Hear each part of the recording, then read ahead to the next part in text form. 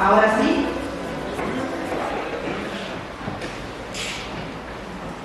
Buenas tardes para todas, buenas tardes para todos. A pesar del calor, estamos muy contentos y muy contentas de estar acá. Como Vida y Educación, hoy celebramos esta instancia que esperamos que sea significativa para todos y significativa para todas también.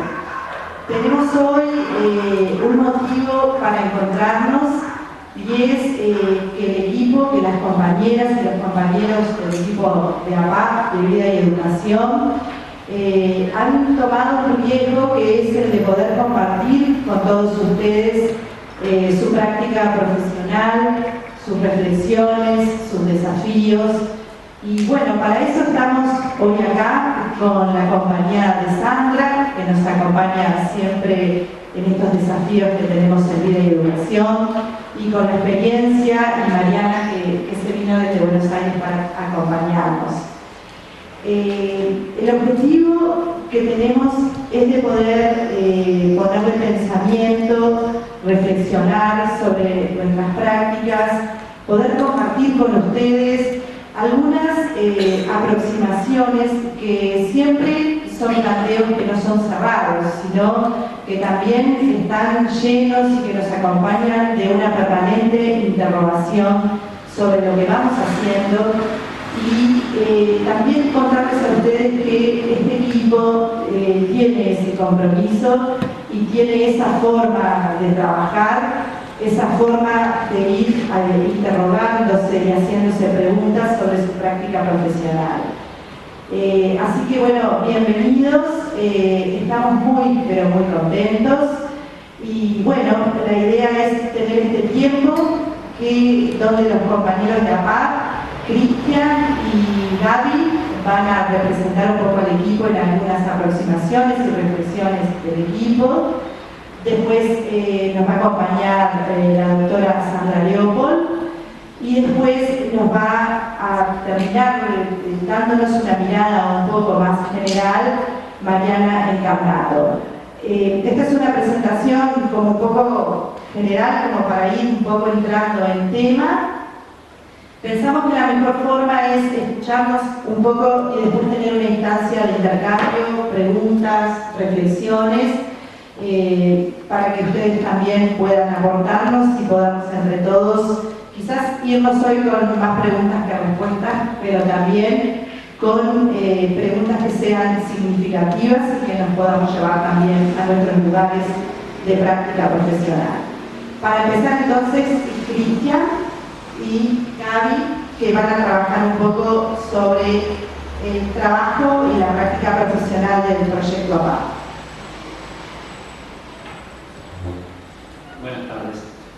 Bueno, como decía Mónica, un poco la intención nuestra es presentar, compartir con ustedes una sistematización, una reflexión del equipo de APAC en torno a nuestra práctica, ¿no? Puede ser algunos de los principales ejes de lo que pensamos, de lo que llevamos adelante en nuestra tarea. Y también con el objetivo de colocar sobre la mesa la temática del egreso institucional y promover un intercambio, un debate profundo sobre las políticas de egreso, sobre el sistema de reflexión y sobre las situaciones de los jueces que egresan, los sistemas de reflexión institucionales en condiciones de autonomía. La ponencia que vamos a presentar tiene tres momentos. Primero, la intención, como fuimos reflexionando, viendo con la nos posicionamos, cuál es el marco ético, el marco conceptual y cuál es el marco normativo que desde que nosotros nos posicionamos también es que condiciona nuestra práctica.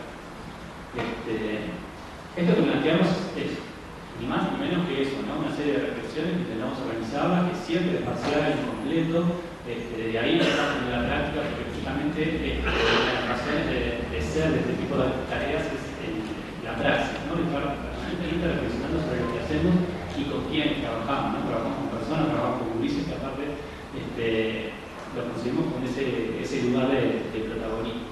Es importante señalar desde ahí que nos posicionamos. El segundo momento es plantear tres de las principales dimensiones más conceptuales que las pensamos en la práctica, que actuamos en los procesos de reflexión y de acción, que son la idea del sujeto, la idea de autonomía, más que una estructura conceptual, vista más abstracta, y después el proceso de acompañamiento de la autonomía. Estos tres conceptos de dimensiones o ejes interrelacionados, no vamos a hacer un momento de colaborar con este otro, sino que intentaremos entrelazarlos en esta reflexión. Para finalizar, a modo de cierre, estas planteadas actividades líneas que nosotros entendemos que es importante seguir para avanzar en esta temática y generar acuerdos más que nos permitan asegurar este derecho. Desde una perspectiva más amplia, desde el equipo Pablo, lo que pensamos es que los derechos humanos tienen que ser un marco de referencia necesario, ineludible, para pensar cualquier problemática social actual, ¿no? En este caso específicamente, marcos más normativos, la Convención de los Derechos del Niño y Adolescentes, el Código de la Niñez en nuestro país y otro conjunto de normativas nacionales e internacionales. Ahí se constituye un marco de referencia normativo, pero también un posicionamiento ético y político en relación al trabajo con otras personas. En relación a esto, abuelo de pájaro, se profundizaba demasiado, la bibliografía especializada señala como dos grandes paradigmas en relación al trabajo con intervención. Cada una asociada a un tiempo histórico determinado, y a partir de la Convención de los Derechos del Niño se toma como preponderancia o se toma hegemónico el paradigma de la protección integral. El principal rasgo característico de la transformación en relación a los momentos anteriores es esto de considerar a los niños y adolescentes como sujetos de derecho, ¿no? Como portadores y como sujetos de ese derecho. Ahora, ¿qué entendemos desde el equipo? Vamos a reflexionar en relación a qué es un derecho, ¿no? Primero, los derechos humanos, lo dice en la declaración, donde entendemos en general en la temática, supone un atributo universal e inalienable, ¿no? Hace referencia a aquello que es inherente a la persona, que no se le puede limitar por ninguna razón a priori, no hay ningún rasgo particular del sujeto, ninguna distinción que genere que se prive de alguno de estos derechos, digamos, como previamente, ¿no?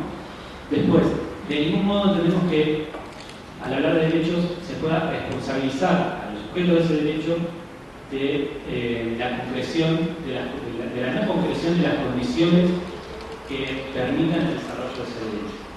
Esto es, no vamos a ser responsables a los sujetos de derecho de que sus derechos no se cumplen, ¿sí? Como hablamos de niños, niñas y adolescentes, somos el colectivo como sociedad quienes debemos asegurar esas condiciones para que se efectivicen sus derechos. El derecho también es un sistema de normas que tiene el fin de regular las relaciones sociales, ¿no? Una serie de acuerdos que permiten regular cómo nos vinculamos, cómo nos organizamos como sociedad, donde se generan tensiones en las relaciones de poder, político, social, económico, se constituyen un campo de disputa porque hay diferentes miradas sobre eso, que implica una cosa sobre la otra, distintas miradas sobre los derechos, pero que busca, como tiene un objetivo, asegurar unos mínimos de igualdad y de justicia sociales. En eso hay bastante consenso. Eso puede ser un punto de apoyo, un punto de partido. También entendemos que la contracara de esta concepción de derecho, de los sujetos de los niños y adolescentes como sujetos de derecho, es una responsabilidad social del cumplimiento de este derecho, y eso implica una responsabilidad del Estado en el cumplimiento de esos derechos. Es al Estado la institución a la que se le asigna esta obligación de hacer efectivo. El marco normativo jurídico que el Estado constituye social históricamente debe concebirse y debe buscar constituirse con una unidad coherente, organizada, jerarquizada, un todo armonioso. ¿Se entiende? Si se establecen ciertos acuerdos generales, pues hacia abajo tiene que tener coherencia.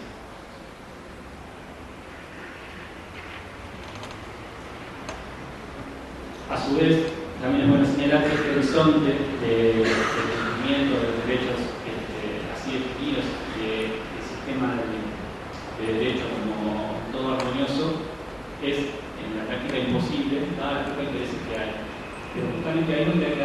conjunta, inclusiva, conceptual, para poder construir acuerdos lo más amplio posible. También otra relación de poder construir poder calidad. La asignación de derechos, particularmente la adolescencia y la infancia, no implica bajo ninguna circunstancia la obligación de una contrapartida. Es decir, no se puede hacer responsable de los sujetos de derechos por el no cumplimiento de sus derechos y tampoco se puede exigir una contrapartida en nuestro interés. Los sujetos tienen derecho en tanto persona, ¿no? Por eso los derechos son inherentes a la persona, son inalienables, no se pueden sacar, no se pueden quitar, no se pueden desplaciar bajo ningún concepto. De este modo, lo que intentamos también plantear una concepción de derecho que se opone a una concepción asociada a la lógica meritocrática, que coloca la responsabilidad del sujeto de hacerse merecedor de tal o cual derecho. Los derechos no son un premio, no son una ayuda, no dependen de la calidad de otro, ni de la voluntad individual del sujeto de construir los créditos para hacerse acreedor a esos derechos. Son inherentes a la persona, se constituyen y se aseguran socialmente, y es el Estado que tiene la responsabilidad de que eso ocurra, de asegurado. Entonces, así planteado, lo que estoy desarrollando es que el Estado tiene esa fundamental de utilización de los derechos. Pero además, en el caso de la temática que estamos hablando de gurises y gurisas que pasan la mayor parte de su vida institucionalizados en el centro de protección, tiene un segundo rol asociado a este. No solamente asegurar, sino además de garante y tutor de este juicio y esta juicio. Son juicios que por alguna razón están en sitios parentales, privados o parentales, y que requieren la protección social para poder desarrollarse como sujetos. Este rol coloca al Estado en un lugar particular en relación a estos juicios en concreto. También la situación de estos juicios es particular en relación al efectivo goce de sus derechos, ¿no? Y por lo tanto es esencial dar un tratamiento específico y pensar esta temática con estos juicios en particular de forma correcta. Por supuesto, no hay lado del resto de las problemáticas sociales y el resto de las situaciones, pero sí necesita ponerse un poco allí. Estos juicios como sujeto social han sido privados parentales y por lo tanto sufrido múltiples violencias en diferentes dimensiones. También como sujetos de la sociedad han sido invisibilizados, y desatendidos históricamente, al menos en nuestro país, tanto por las instituciones en las que han participado, como por la sociedad en general y por los actores de la política que deben generar las condiciones para atender esa situación.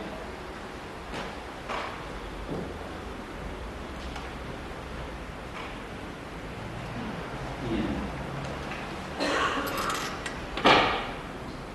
Dentro de este campo más amplio nos interesa presentar dos de los derechos planteados y consagrados en la Convención, que entendemos que están íntimamente relacionados entre sí, son muy importantes para pensar esta temática y que además abundan en las referencias argumentales de las profesiones en política pública.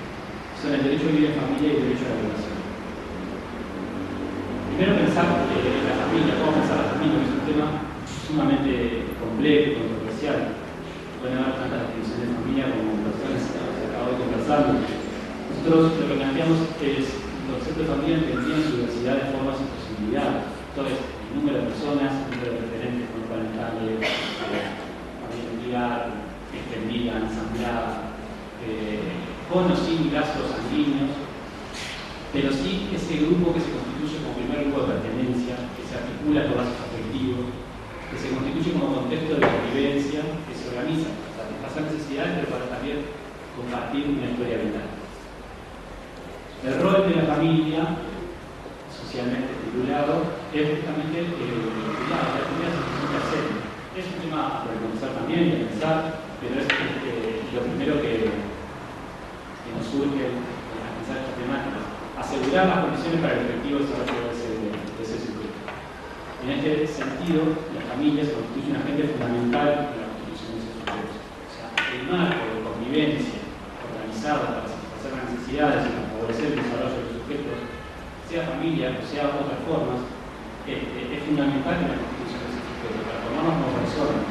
Y dependerá esa formación de los sujetos también de las condiciones materiales, de las condiciones subjetivas y subjetivantes y de las condiciones materiales en las que se desarrolla.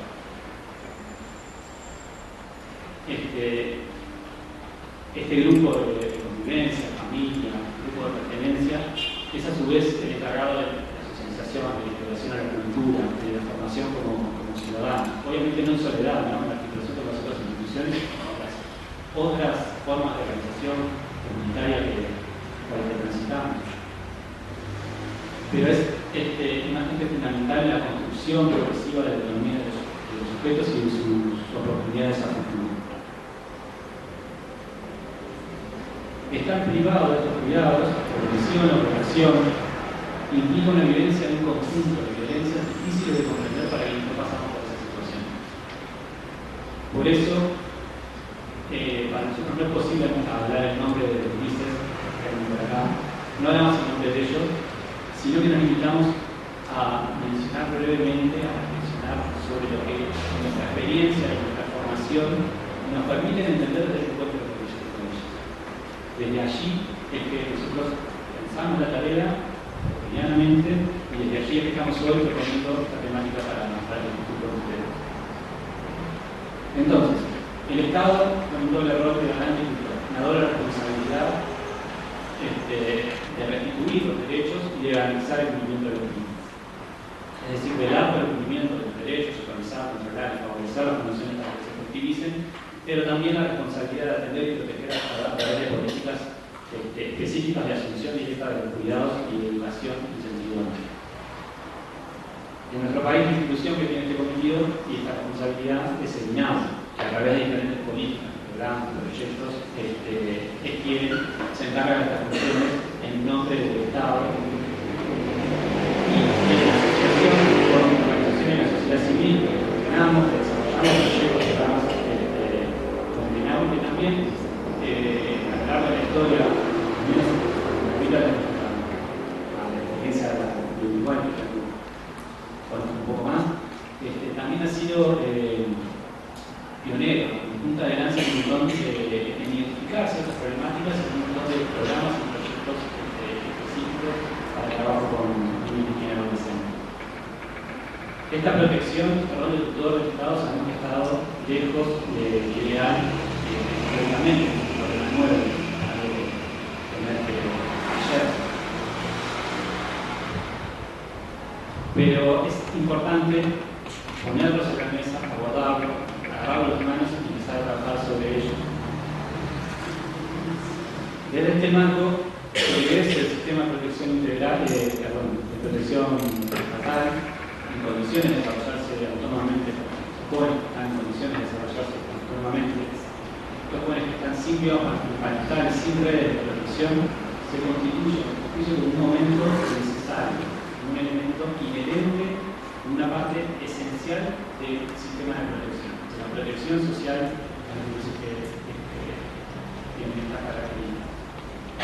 Por lo tanto, una obligación irrenunciable de la sociedad es un derecho básico y fundamental al que deben acceder. En este último tiempo sí lo que hemos observado son algunos lineamientos de política, observando declaraciones públicas, las problemáticas que se vienen denunciando en prensa, en encuentros institucionales, se vienen construyendo y desarrollando. Algunas decisiones concretas también que afectan directamente en nuestra práctica, que afectan en el sentido de que intervienen allí, que tienen que ver con nos generan cierto llamado de atención, cierta preocupación de hacia dónde estamos caminando con estos cambios, ¿no? Entonces, lo que optamos fue, y esta es la primera actividad que realizamos al respecto, tomar una actitud activa, propositiva, socializar nuestra reflexión, activar el diálogo, el intercambio, defender una concepción y una práctica de trabajo con proyectos de economía con la que estamos comprometidos y de la que estamos convencidos. APAP como proyecto tiene un vastísimo bagaje institucional y profesional, más de 20 años de experiencia trabajando en la temática y pero también tiene hoy un equipo que tiene una formación específica, intereses específicos. Llevamos adelante hoy la tarea, que nos apoyamos nosotros de lo caminado por el programa y que tenemos la necesidad de poner que nos pertenece el Instituto Económico.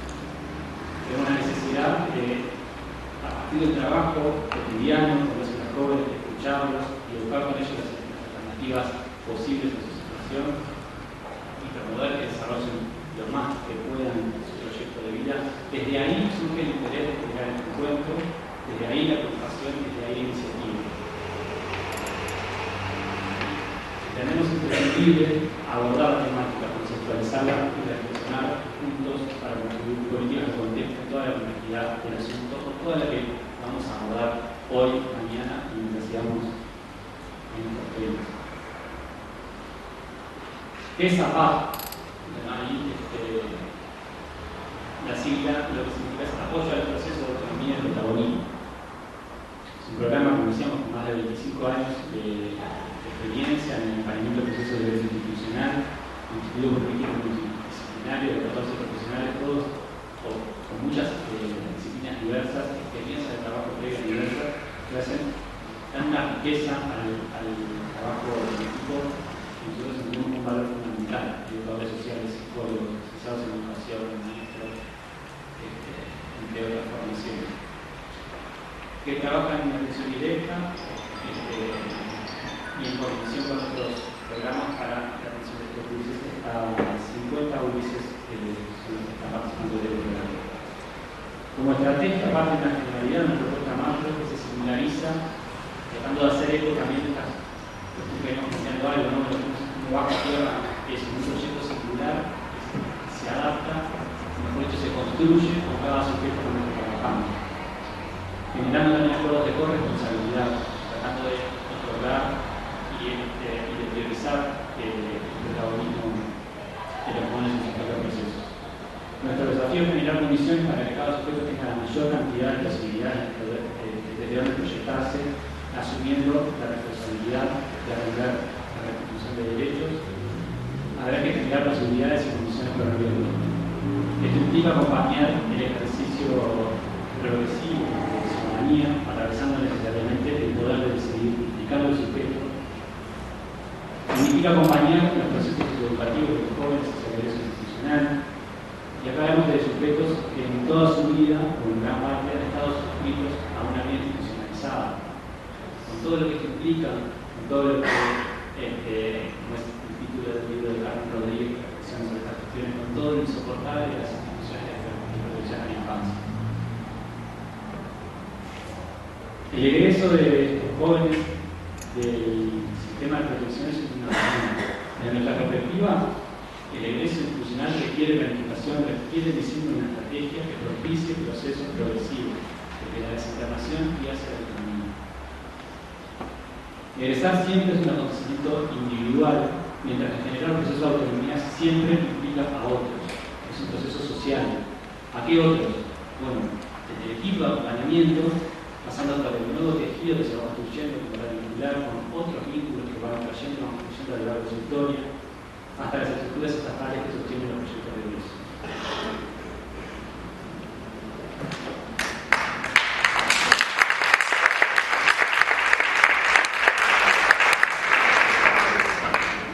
Bueno, agradecemos a Cristian López, que es educador del programa y integrante del equipo técnico de APAP, maestro. Y bueno, ahora le pasamos la palabra a Gabriela, psicóloga Gabriela Vichy, también integrante del programa de APAP. Buenas tardes a todos y todas. Bueno, la idea es continuar un poco con lo que estaba trayendo Cristian, digamos, a la parte del segundo momento que presentaba, que tiene que ver con los ejes o líneas de análisis que tomamos para presentar aquí, que no son los únicos, que están relacionados, pero bueno, fue como lo que nos ordenaron un poco para exponer un poco las ideas que tenemos al respecto. Esos ejes, esas líneas de análisis son los conceptos de sujeto, concepto de autonomía y acompañamiento al egreso. El primer elemento a considerar es la concepción del sujeto de los objetivos, que son las personas que y principalmente cómo llegan al momento del egreso. Algunos de esos elementos fueron enunciados por Cristian, y bueno, ahora la idea es poder profundizar un poco en eso. Partimos de la idea de que un sujeto se constituye a partir de la relación que tiene con otros, ya que es a partir de la mirada de los demás que el ser humano se va constituyendo en sujeto y por tanto constituye también su subjetividad. La adolescencia y la juventud, entre los sujetos, son una construcción sociohistórica, cambia según el tiempo, el lugar y las condiciones materiales en las que se desarrolla. En ese sentido, no podemos pensar a estos sujetos y sus procesos sin considerar sus funciones, únicamente haciendo comparaciones con otros sujetos, otros tiempos o otras sociedades, con otras diversas situaciones. A nosotros emergen constantemente las preguntas sobre quiénes son, cómo son y han sido vistos por estos jóvenes con quienes trabajamos. No cualquier niño, no cualquier adolescente llega al sistema de protección estatal. Se llega tras constatar diversas vulneraciones a sus derechos o un riesgo inminente de que eso suceda. Entonces ahí nos preguntamos cómo han sido vistos hasta ese entonces y cómo son vistos a partir de ahora. Resulta paradojal que quienes transitan por estos dispositivos, pensados para proteger, la mayor de las veces caen bajo diversas miradas estigmatizantes, acusatorias y criminalizantes. Es así que la población con la que trabajamos es atravesada por múltiples miradas que perpetúan la vulneración. Miradas que provienen de la sociedad en su conjunto, de las instituciones en las que participan, incluso de quienes tienen que tomar las decisiones sobre su situación.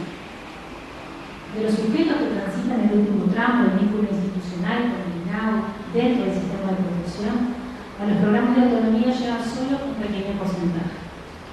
Esos que se considera desde el instituto que podrían ingresar a través de un proyecto que acompañe su proceso de construcción de una autonomía progresiva. Esos sujetos son vistos como un otro y alejados de nosotros más inclusivos.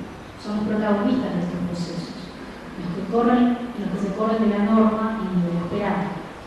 Es con ellos con quienes trabajamos, con ellos desde el encuentro y reconociendo en esos otros un sujeto de derecho en condiciones de igualdad a cualquier otro, capaz de asumir ese protagonismo, de tomar decisiones y construir el camino que quiera seguir.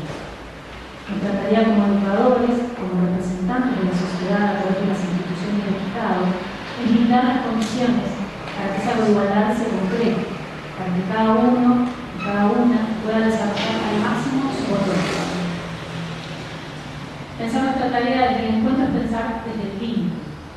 Hablamos de un vínculo que para cada joven implica diferentes significaciones, atravesamientos y marcas que forman parte de su historia.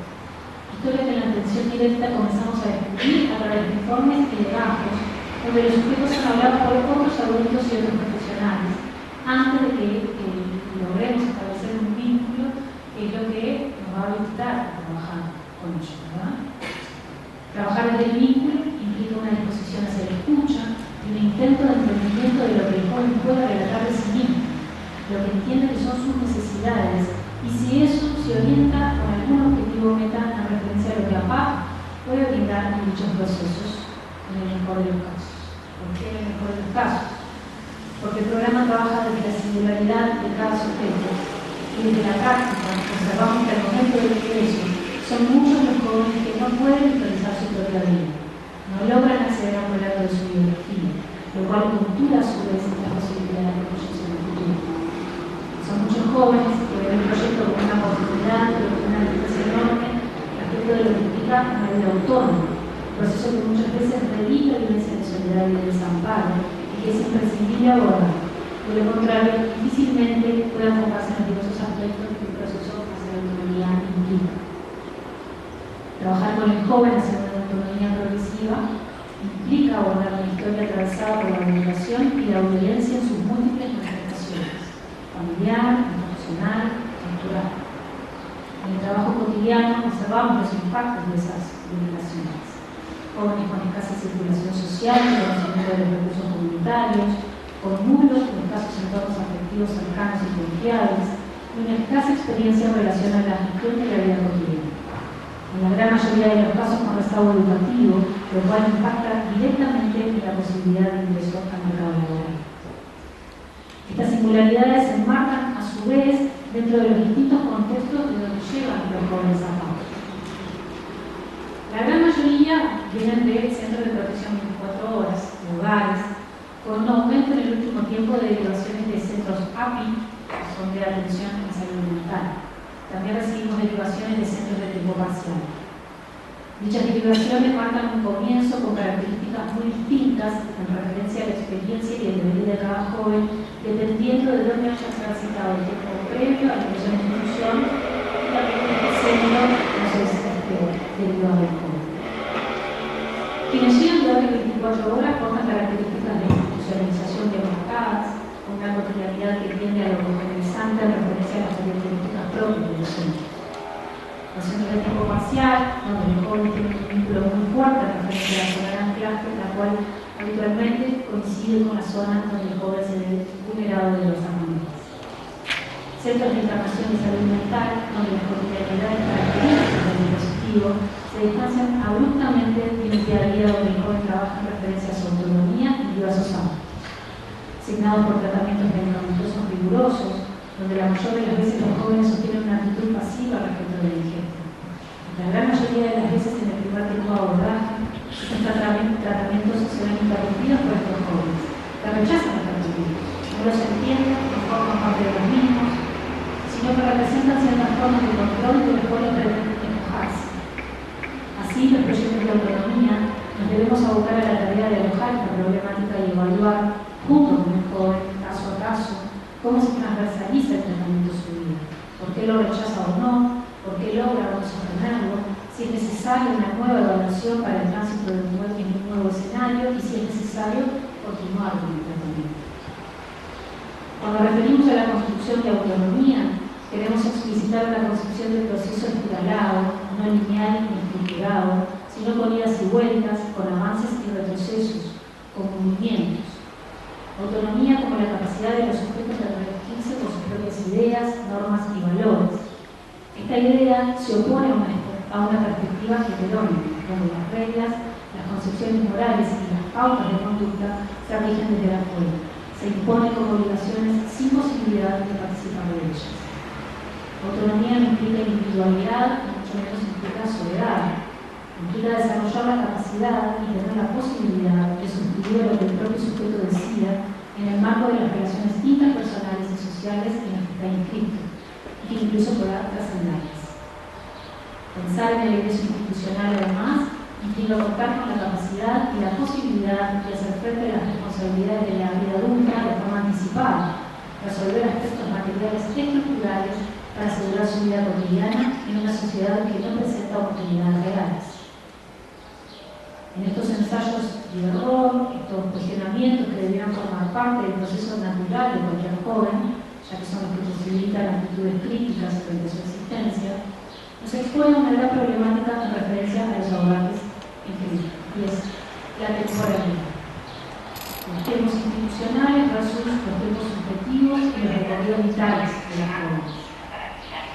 Es bastante notorio para quienes trabajamos en los abordajes de forma directa lo violento que termina resultando en muchos procesos una expectativa institucional respecto de la autonomía tan distanciada de los procesos que tienen los jóvenes y lo que para ellos implica. En estos procesos, los tiempos de moratoria no tienen espacio. Hablar de moratoria psicosocial implica tener en cuenta el tiempo que necesita cada individuo para experimentar y conformar una identidad. Estos jóvenes, lejos de acceder a esta posibilidad, se ven enfrentados a que los procesos que deben transitar están signados por tiempos de la institución y sus exigencias, anticipadas en referencia a otras juventudes de otros sectores sociales. Según la ENAH, un cuarto de la población de jóvenes de 30 años vive con sus padres. Según el estudio también, entre los 25 y 26 años es que recién empiezan a pensar su vida independiente.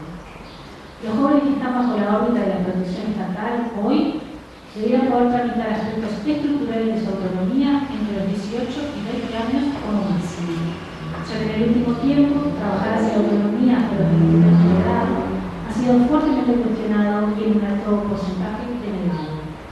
Esto activa nuestra preocupación sobre la intencionalidad manifiesta de las autoridades competentes de restringir el trabajo en el ingreso, sobre todo porque no hay propuestas alternativas que den cuenta de un entendimiento de los abordajes y de lo que ellos implican.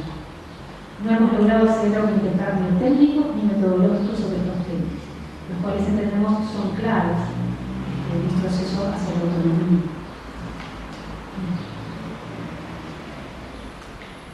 Bueno, ¿qué implica? Implica un acompañamiento que tiene como expectativa que estos jóvenes transiten y accedan a una experiencia interna que implica la posibilidad de decidir respecto de su vida, que puedan cobrar bajo sus propios criterios más allá de lo que se espera de ellos. Como ya lo hemos desarrollado anteriormente, acompañar este proceso implica un posicionamiento teológico y también estético, una forma de ver y de entender las adolescencias y las juventudes. Implica entender de forma integral las situaciones de vulneración que abordamos, teniendo en cuenta que trabajamos con sujetos de derecho, específicamente aquellos que deriven de grandes privaciones en muchos sentidos. Específicamente implica un acompañamiento que aborde la construcción de un proyecto en conjunto con el joven de forma integral, pudiendo dimensionar aspectos referidos al abordaje educativo, a la salud psíquica y física, a la identidad, al manejo del dinero, la administración del tiempo en la vida cotidiana, circulación ciudadana, la vivienda, el acceso al mercado laboral, como ejes grandes más allá de las particularidades de cada caso. Con la gran mayoría de jóvenes se ha trabajado poco en relación a sus procesos de ingreso previo al ingreso a un proyecto de autonomía. Aquí entendemos que usan dos complejidades. Una vinculada a los procesos educativos y personalizados en los centros de atención 24 horas y otra vinculada a los tiempos vitales y de la evolución de los protagonistas para la adquisición de trabajo y otras competencias. Esto implica un abordaje que para muchos jóvenes en principio resulta desbordante o alejadísimo de lo que son sus necesidades. Esto no solo constituye una violación de los derechos en sí mismos, sino que deriva en consecuencias complejas en las trayectorias vitales de los jóvenes. No hay tiempo para pensar en referencia a proyecciones futuras a largo plazo, para capacitarse en diferentes niveles que habiliten un nivel educativo que represente mejores inserciones en el mundo laboral. Hoy los procesos de autonomía para este sector de la población terminan reducidos a la posibilidad de aprender un oficio que en el mejor de los casos ayude a una inserción laboral, generalmente precaria, revelando no solamente lo reduccionista de la mirada hacia lo que un proceso de autonomía implica, sino marcando una especie de destino en referencia a lo que esta población puede proyectarse. Bueno, ya a modo de cierre, claro que es imposible abordar una ponencia toda la complejidad del asunto. Al pensar algunos elementos necesariamente dejamos de lado dimensiones vitales para pensar estos procesos, sin duda habrá otros que aún no visualicemos con claridad. A su vez, para nosotros, el ingreso como proceso y como política no puede pensarse en abstracto, alejado de la realidad social, de las problemáticas que derivan en la ausencia de cuidados parentales, ni tampoco de otros componentes del sistema de protección. Nuestra atención es aportar desde nuestro lugar, dando cuenta de nuestros aprendizajes y nuestras reflexiones en estos procesos en concreto. Entendemos el ingreso por autonomía como un derecho. No se trata de una atención a la emergencia ni de una política compensatoria, de reducción del riesgo social o de apostar por un mal menor. Invitamos a generar los dispositivos y tomar decisiones necesarias para que estos jóvenes, que han sido despojados de los cuidados parentales, transiten sus procesos hacia la autonomía en clave de derecho. Nos cabe aquí también la autocrítica como equipo. Entendemos que es imprescindible que los jóvenes se expresen con voz propia, que asuman el protagonismo y participen en la toma de decisiones sobre las políticas que los implican directamente. Nosotros asumimos aquí el compromiso de retomar y generar nuevos mecanismos de participación, promover activamente espacios de diálogo, de intercambio y trabajo con los participantes de PAP en conjunto con otros jóvenes a nivel nacional y regional. Para esto consideramos vital la apertura de líneas de diálogo efectivas que contemplen la mirada de los jóvenes y de los equipos que trabajan en la atención directa, todos ellos con una comunidad teórico y exponencial que necesariamente debiera ser tomada en cuenta. En este sentido, proponemos la creación de una mesa de diálogo de encuentros, formaciones y actividades de intercambio para problematizar el ingreso y construir acuerdos. Como horizonte, consideramos vital la construcción de un cuerpo normativo que institucionalice y otorgue un marco a la efectivización del ingreso como un derecho y trascienda la mirada gubernamental para buscar acuerdos que se traduzcan en políticas de Estado. Como decíamos, han habido distintas iniciativas de las OSC de abordar en profundidad la temática, con aportes de diferentes tipos que hoy son esenciales para pensar el ingreso.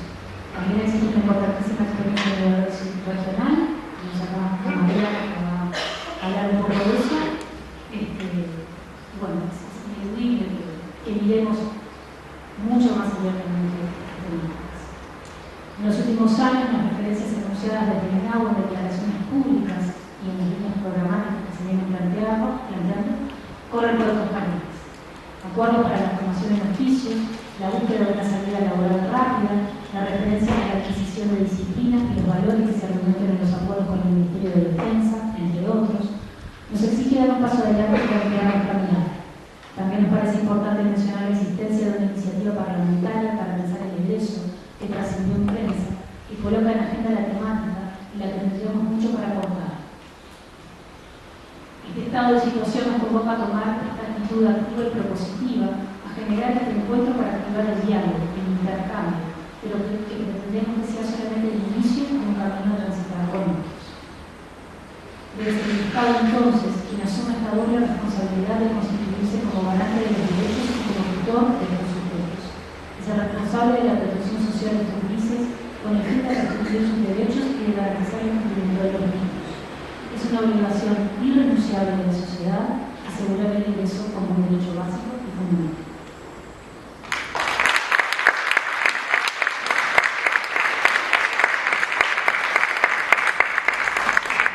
Gabriela. Ahora vamos a dar paso a que Sandra y Mariana puedan acompañar, que nos parece súper importante, después de exponer nuestra experiencia, abrir a una mirada externa que nos ayude también a pensar y a seguir problematizando, como planteaban Cristian y Gabriela una y otra vez, esta estrategia de la que estamos convencidos, de la que venimos haciendo una práctica y que entendemos que debemos continuar sosteniendo. Ahora le damos la palabra a la doctora Sandra Leopold, integrante de la Universidad de la República, de la Facultad de Ciencias Sociales. Muchas gracias, Mónica. Muchas gracias, Gabriela y Cristian. Para mí es un gusto estar aquí. Hemos compartido otros espacios, otros momentos, ¿no? Y siempre la posibilidad de conversar, ¿no? De dialogar, me parece que bueno, tiene un énfasis en el planteo de ustedes absolutamente relevante, ¿no? Y dado que también la convocatoria es a pensar en relación a la protección, particularmente al ingreso, me parece que una primera observación es que claramente estamos ante un tema de larga data en el país, ¿no? Estamos ante un problema recurrente sobre el que otros pensaron antes que nosotros, ¿no? Y seguramente otros van a pensar mejor que nosotros, ¿no? Y en donde algún nivel de la dificultad ha sido reiterado, ¿no? Entonces, en ese sentido, me parece que absolutamente generosa, pertinente, ¿no? La invitación de vida y educación y de APAP en particular para poner no sé, en funcionamiento nuestra posibilidad de intercambio, ¿no? Y de las responsabilidades que competen, ¿no? a cada una de nosotros en ese diálogo, digamos, y en la política. Así que yo estoy sumamente agradecida, digamos, ¿no? Pero bueno, siempre me hacen pensar, ¿no? Y me obligan a trabajar un poco, entonces yo voy a intentar ajustarme a algunas cosas que escribí para no pasarme tampoco del tiempo establecido y tener la posibilidad de intercambio. Quiero destacar una cuestión, ¿no? Corro el riesgo de ponerme a conversar sobre lo que ustedes plantearon, pero yo pasé por algunos de los puntos que ustedes pasaron, ¿no? y eso también hace un diálogo que tenemos sostenido en el tiempo, ¿no? Pero claramente, ¿no? Pensar en la cuestión de la protección, del egreso, de la adolescencia, y bueno, remite en algún punto, ¿no? A arrojar en primera instancia cuál es la concepción que tenemos de estas cuestiones, ¿no? Porque no hay práctica social que no tenga concepción de sustento, ¿no? Incluso cuando la concepción está omitida, está ahí, ¿no? Aunque no se diga, aunque no se publique. Entonces, en este caso, me parece que repasar algunas cuestiones que tienen que ver con la adolescencia o las adolescencias, ¿no? Por repasar qué es esto de la protección, ¿no? Y qué es esto de los derechos de ciudadanía, parece ser una cuestión sustantiva, ¿no? Porque toda intervención social, es una obsesión por el que trabajo en la Facultad de Ciencias Sociales, con los estudiantes de trabajo social, pero toda práctica es primero que nada un acto de comprensión. Y entonces estamos convocados a pensar, ¿no? Y a explicitar nuestros supuestos acerca de la adolescencia, de la protección de los derechos de ciudadanía. Algo que ya Cristian y Gabriela también dijeron, ¿no? Y quizás puedo ir obviando algunas cuestiones. La idea de la construcción social e histórica de la adolescencia, ¿no? Es decir, ninguna práctica social es natural, ¿no? Ninguna construcción, ¿no? Ninguna de nuestros procederes en la vida social se somete a las leyes de la naturaleza, ¿no? Es construcción nuestra, es construcción de lo que estuvieron antes, de lo que estamos hoy, de lo que estarán después, ¿no? Pero hay una cosa particular, y sobre la cual, en todo caso, yo llamaría la atención, ¿no? Y es la noción de que la adolescencia, lo juvenil, ha sido concebido en clave de sospecha o de problema. Y eso no es una construcción moderna. Eso tiene mucho. Basta volver sobre algunos textos clásicos, ¿no? Pensemos en la obsesión de Marcelo Viñar cuando traía a los griegos, ¿no? Cuando traía sus textos a los griegos, ¿no? Entre otras cosas, ¿no? Y uno lo lee y dice, bueno, ¿y esto cuándo se dijo, no? Los jóvenes aman el lujo, están mal educados, desdeñan la austeridad, no tienen ningún respeto por sus mayores, charlan en vez de trabajar, contradicen a los padres, cruzan las piernas y dinamizan a los maestros. Que es una expresión, ¿no? De Sócrates del siglo V antes de Cristo, ¿no? Vieron que tiene una vigencia por momentos que uno se sorprende, ¿no? Si uno no sabe de dónde viene, igual Marcelo Viñar siempre, ¿no? Se encarga de decir de dónde viene, pero ¿no? Esta idea, ¿no? del adolescente problema, del adolescente como peligro, esto es una constante histórica en la construcción social, ¿no?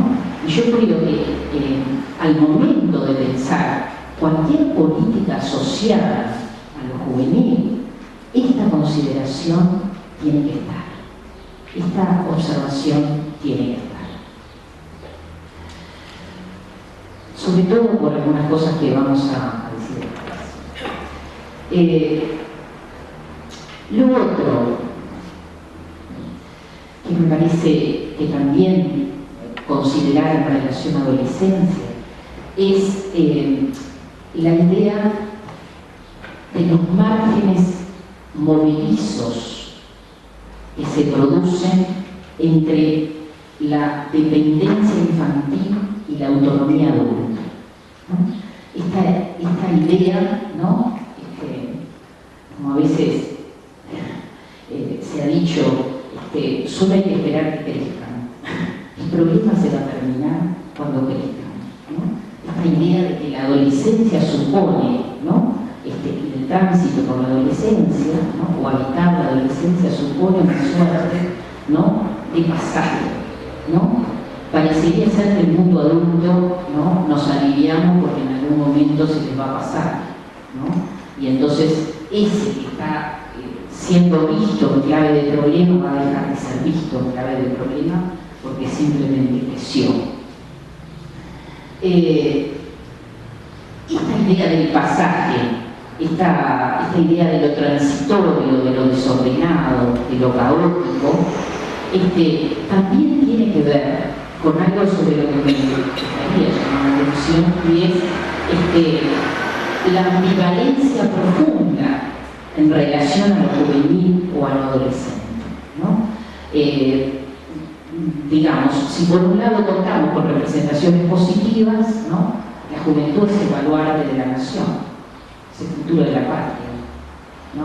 Siempre, en todos los discursos políticos, de todas las tierras, ¿no? Pero también es la fuente de todos los desórdenes y de todos los desvíos, ¿no? Es maravillosa, pero convoca el espanto, ¿no? Y convoca, ¿no? En algún sentido, a todas las acciones represivas que podamos luego pensar en relación a eso.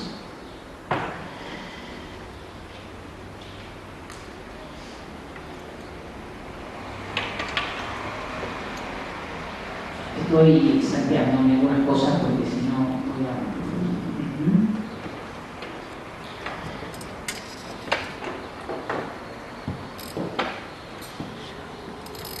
Yo quisiera colocar dos reflexiones muy breves con respecto a la adolescencia o a las adolescencias en los tiempos que corren. Una tiene que ver, vieron que nosotros asistimos desde fines del siglo XX y comienzos de este siglo, ¿no?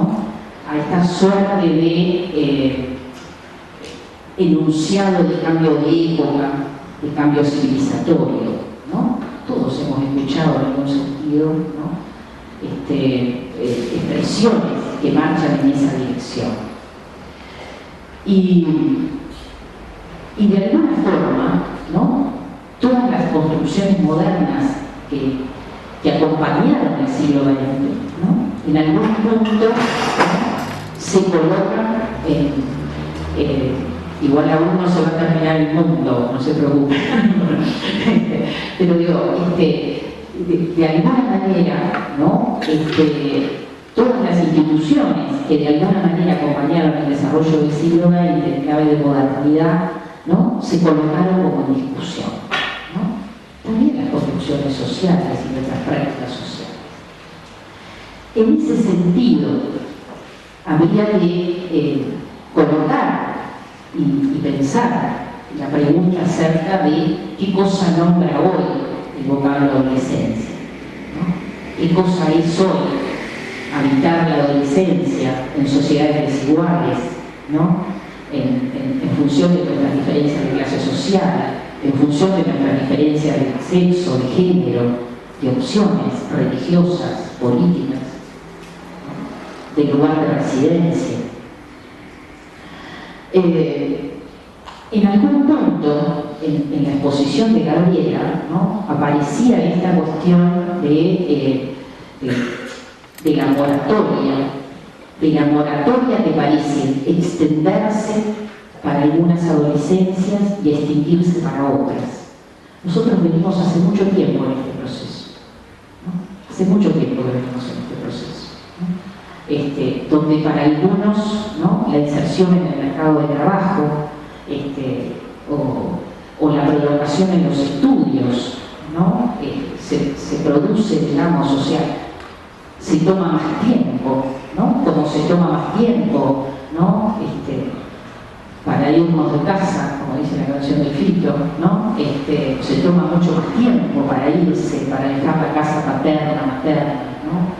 O de los orígenes, ¿no? Pero para otros la imposición es inmediata, ¿no?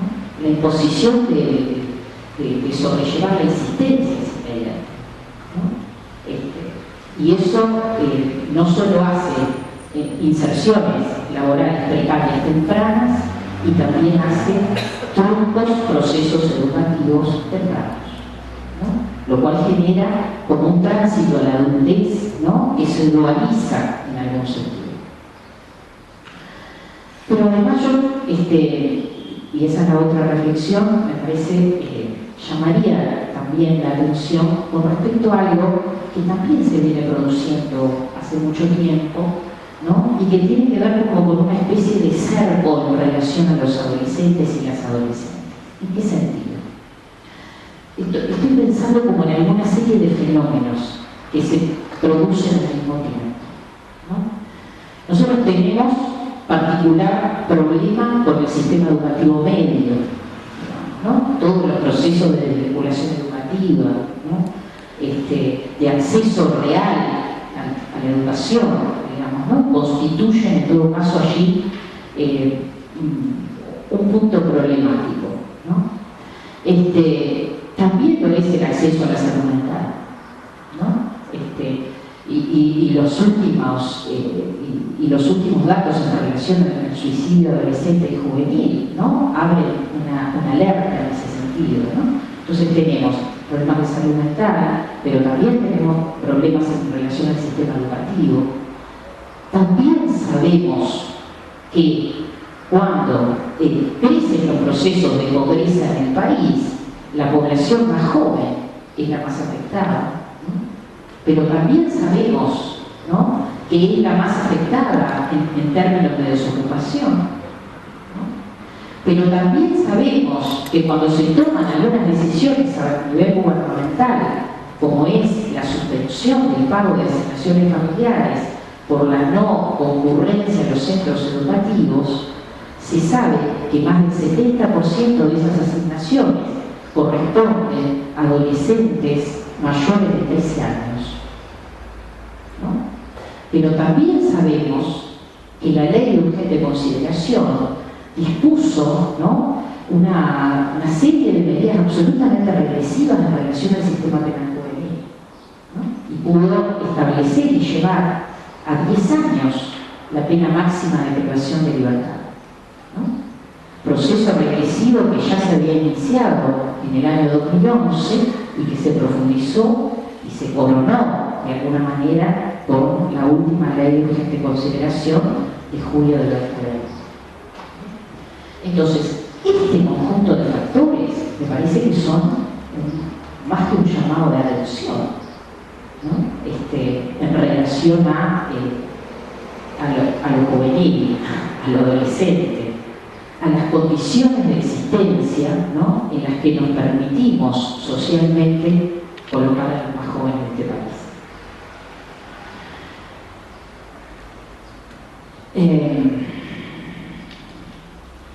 A ver, ustedes hicieron, Gabriela, hicieron algunas reflexiones. Yo quizás me salté un poco esa cuestión, ¿no? Nosotros, en términos nacionales, pero regionales, continentales, venimos de una historia penosa en relación a la protección, absolutamente penosa, ¿no? Y cuando digo penosa, lo digo en los términos que incluso Gabriela y Cristian mencionaban, ¿no? Es decir, construcción de estigmas sociales, sujetos devaluados, borrados en su circularidad, construcción de trayectos preestablecidos, ¿no?, cárceles psiquiátricos, ¿no?, muerte temprana, trabajos subordinados, etc. No ha sido feliz la historia de la protección en nuestro país, y eso es una deuda vigente, pero no ha sido una historia feliz.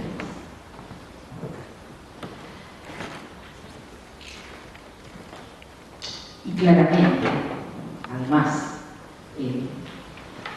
la historia de la protección asociada a la infancia y a la adolescencia, entre comillas, que no vamos a entrar en esa discusión, pero digo, es en todo caso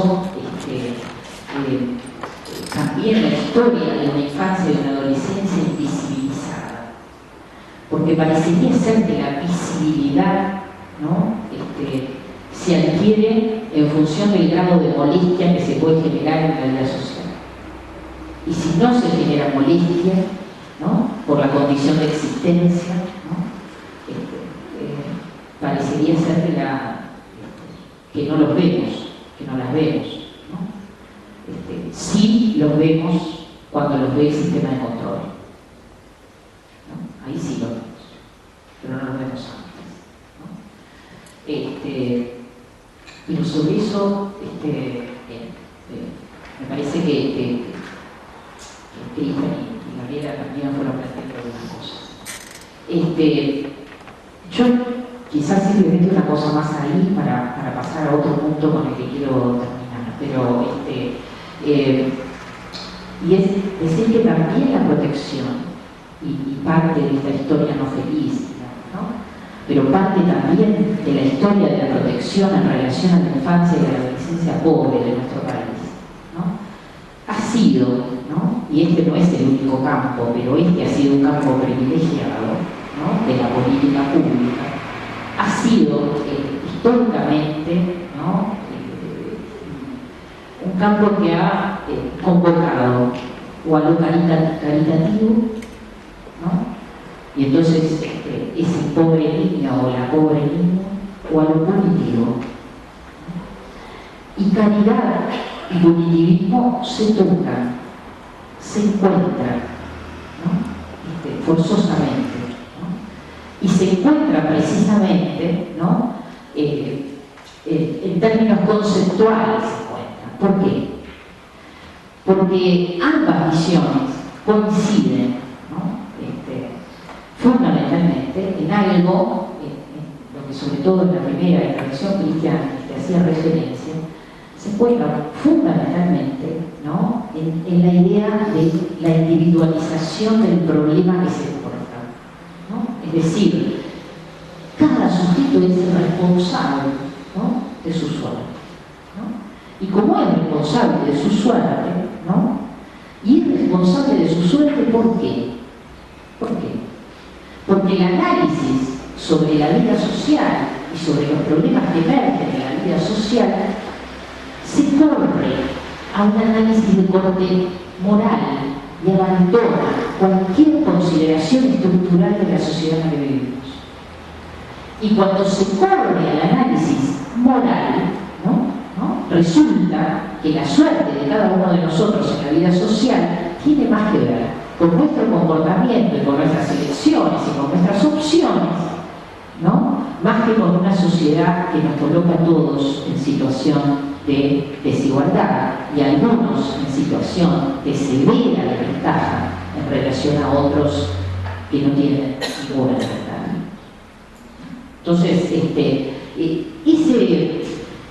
yo creo que ese mecanismo, ¿no?, bajo estos supuestos de moralización de la cuestión del conflicto social, del problema social, ¿no?, que supone que en todo caso, como acá no hay problemas estructurales, sino que hay sujetos que toman decisiones, ¿no?, entonces eso habilita también que después las acciones que se emprendan son o de corte caritativo o de corte represivo, ¿no?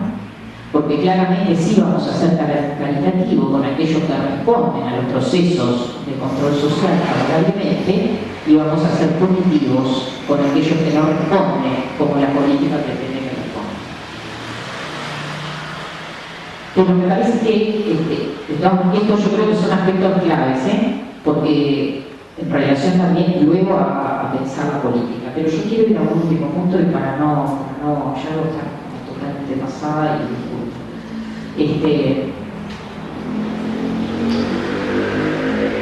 ¿Qué se requiere para ser autónomo? Me parece que esa es la pregunta que vertebraba el asunto y un poco también la posición de ¿no? ¿Qué se requiere para ocupar un lugar de pleno derecho en la vida social? Cuando conversábamos, incluso previo a este encuentro, yo les decía a los y las compañeras de APAP que una posibilidad, ¿no?, para procurar responder esta pregunta, ¿no?, podía ser caminar de alguna manera por alguna de las elaboraciones de Robert Castell. Y a mí me parece que posibilitaba, ¿no?, algunas de sus afirmaciones, ¿no?, iluminar algo de esta cuestión de cómo es que uno se convierte, y una se convierte, ¿no?, en un individuo de pleno derecho en la vida social. ¿Cómo es que eso se puede hacer? ¿No? Partiendo de la base de que vivimos en sociedades estructuralmente desiguales. Y me parecía que esto podía ser un punto posible, ¿no? Sobre todo recordando algunas, ¿no? Entonces volví sobre algunas expresiones de Castell que a mí me parecen muy gráficas, ¿no? Castell decía, bueno, cuando hablamos de ciudadanos, esto a mí me recuerda que en la vida social el hecho de ser un individuo es más a menudo una aventura peligrosa que una realización. Y poder realizarse, ¿no?, como un individuo libre, responsable, ¿no?, o incluso, como decía él, más modestamente, como un actor social independiente, requiere, entre otras cosas, ¿no?, de algo que él llamaba soportes. Y que de entrada los soportes no están dados para todos, ¿no?, de la misma manera y desde el punto de partida de cada uno de nosotros, ¿no? Y ahí siempre reiteraba, ¿no?, hay individuos e individuos, porque los individuos están desigualmente respaldados para ser tales, ¿no? Y él hace allí, yo no voy a centrarme en esto, pero él hace allí, ¿no?, una cuestión claramente asociada a la historia, ¿no?, de la formación de la sociedad capitalista, que nosotros vivimos, no importa.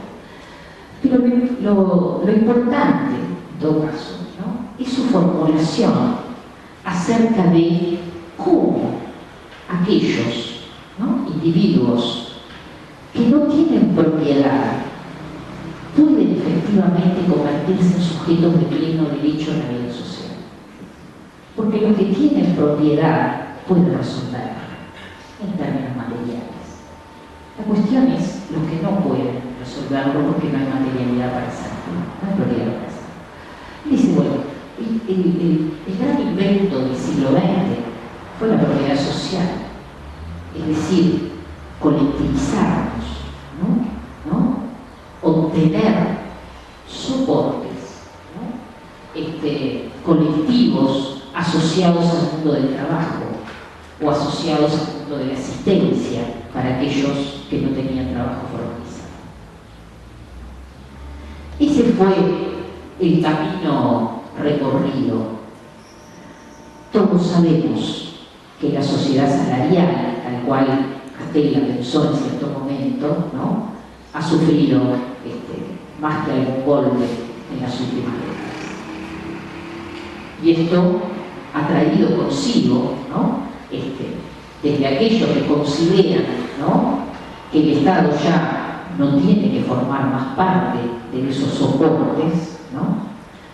Cabe aclarar que para Castell, solo con soportes colectivos y estatales es posible convertirse en un individuo en la vida social.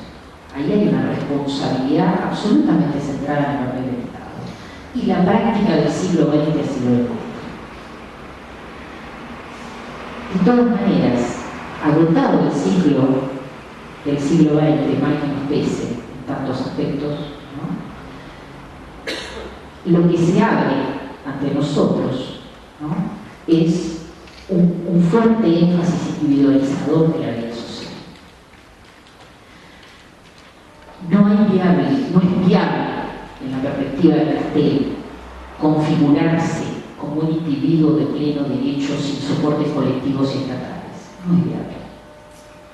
Y en todo caso, lo resultante de eso, ¿no?, de no tener esos soportes, es lo que él califica en términos de individuo en sentido negativo, ¿no? Miren, en términos de sensación, dice Castell, es el individuo que está colocado contra la pared. No tiene posibilidad de maniobrar. No tiene posibilidad de maniobrar. Es el individuo, en una expresión expresión muy clásica que él también utiliza, que ha perdido el rostro, dice él, ¿no? Donde el rostro es la señal de identidad. Esto ha llevado, yo quiero cerrar perdón, pero este proceso que ha exacerbado la individualización de la vida social y que se ha vuelto eso muy celebratorio para aquellos que pueden imponer su vida en esas condiciones, ¿no? Para algunos la individualización es motivo de celebración, ¿no?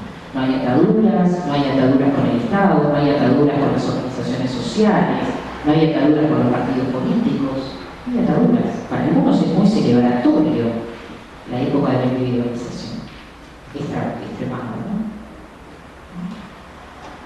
Para otros es el desamparo absoluto y la imposibilidad, en términos de Castel, de configurarse en un individuo como tal. ¿Qué precisamos para pensar la protección y los procesos de autonomía? ¿Qué precisamos? Protección social robusta, materialidad de calidad, construcción de condiciones de apropiabilidad, que erradiquemos de una vez por todas algunas expresiones como el adolescente nos sostiene, las instituciones nos sostienen, el Estado nos sostiene, pero que finalmente no terminemos reduciendo el conflicto y la dificultad social a que el sujeto nos sostiene, sobre todo porque además colocamos, ¿no? También en una expresión de Castel, a los más vulnerables y a los menos pertrechados para el combate, diría Castel, ¿no? En mayores exigencias, ¿no? Eso es absolutamente paradójico, ¿no? A los que están con mayor ausencia de soportes les exigimos más y temprano. Les exigimos más y temprano y eficiente además, ¿no? Necesitamos tiempo. Miren, también para recuperar cuestiones de Castel en ese sentido, ¿no? Castel decía, manejar el tiempo es un privilegio, sobre todo cuando uno no tiene que jugar su tiempo al imperio de la necesidad, ¿no? Es decir, y agarro esta changa porque es lo que hay, ¿no? Me embarco en esto porque es lo que se me ofrece, ¿no? No tengo tiempo para la moratoria social, no tengo tiempo, ya no, para dudar sobre el trabajo, el estudio, ¿no? Tampoco tengo tiempo para disfrutar de los bienes culturales y sociales que hacen que la vida tenga un sentido más allá de la reproducción del cuerpo, ¿no? No precisamos tiempo también para que los y las adolescentes puedan manejar su tiempo. Y eso es una señal de autonomía efectiva. Y no que el tiempo sea el tiempo de la necesidad. Precisamos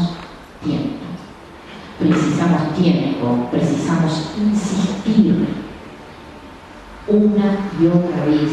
Cada vida es valiosa en sí misma. Precisamos tiempo, insistir. Hay una imagen fantástica de Penac, un texto muy chiquito en la escuela que seguramente conocen, ¿no? Él decía, ¿no? Él se presenta como, no sé si lo conocen, pero él se presentaba como un soquete, ¿no? Es decir, un mal alumno, yo era en el fondo de la clase, ¿no? A mí me salvaron, dice él, aquellos docentes que se zambulleron una vez, 2 veces, 3 veces y me pegaron. No es una vez, no es rápido, no es con un escarbadiente, es mucho tiempo, con materialidad, con social robusta, colectiva, ¿no? Con insistencia, ¿no? Y en todo caso, ¿no? Para recordar aquella vieja expresión de Winnicott, es no dimitir, no renunciar, ¿no? Pero primero que nada, el que no debe renunciar es el Estado. No renunciar, no abandonar, digamos. Porque, en todo caso, en esas lógicas también sabemos lo que sucede. También sabemos lo que sucede. Muchas gracias, discúlpenme.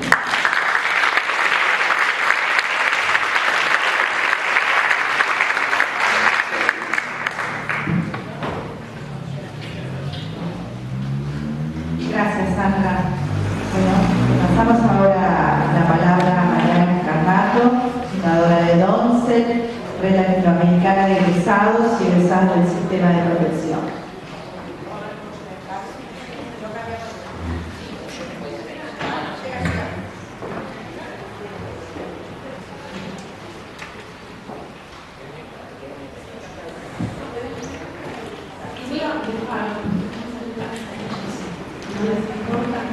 Voy a charlar con ustedes acá y puedo ver también la presentación. Bueno, gracias Dani, querida, por la invitación. Para mí es una alegría estar acá con ustedes y un orgullo. Me da siempre mucho placer escucharles y realmente es tan robusta la intervención, tan pensada, tan reflexionada, que al final cuando terminaba Sandra dice, vos no tenés tanto para decir. No, realmente tenemos mucho en común, pero sobre todo voy a empezar por traerles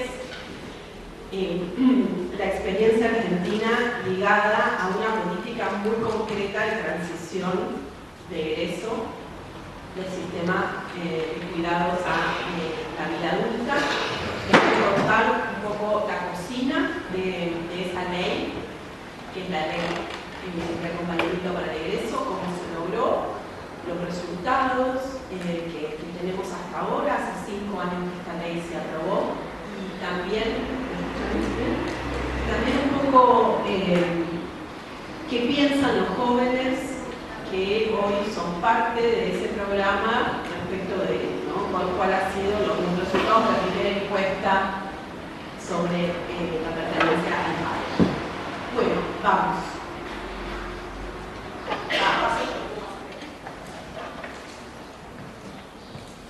Bueno, esta es la misión de DONCEL. Históricamente DONCEL ha trabajado promoviendo los procesos de desinstitucionalización de niños, niñas y adolescentes, centrándose primeramente en los adolescentes y jóvenes que salían del cuidado, y actualmente en lo que llamamos la reforma de los cuidados alternativos hacia cuidados alternativos basados en el cuidado familiar y con participación, con protagonismo. Eso es un poco lo que establece, además, el Comité por los Derechos del Niño. Yo me permití traer 2 de las últimas recomendaciones que hace el Comité en su informe del 2021. Se reunió todo el Comité para atender a la situación global de los cuidados alternativos por la gravedad que tiene, cuando Sandra decía, esta situación de protección ha fracasado en Uruguay. Bueno, esta situación de protección ha fracasado en la mayor parte de los países del mundo, ¿no? O sea, que el cuidado alternativo pensado como estuvo pensado hasta ahora ha fracasado, y lo vemos básicamente en los efectos de las personas que han vivido bajo cuidado y que hoy son adultas, ¿no? Es decir, muchísimas consecuencias para esa subjetividad arrasada por la institucionalización o la falta de presencia de cuidado, de un cuidado adecuado. Es interesante porque efectivamente el comité por primera vez dice que los y las egresadas deben recibir apoyo integral. Hasta ahora no se hablaba de las personas afuera del cuidado, ¿no? Es la primera vez que se establece, dicho de esta manera, si bien está contemplado en los artículos de la Convención que el egreso del cuidado no es un tema cronológico, está explícito de este modo. Los Estados deben desarrollar e implementar políticas para garantizar profesional y práctico continuo e individualizado de los egresados y sus redes. También pide desarrollar e implementar políticas que garanticen el derecho de niñas, niñas y adolescentes a tomar decisiones sobre su futuro y su transición fuera del cuidado alternativo.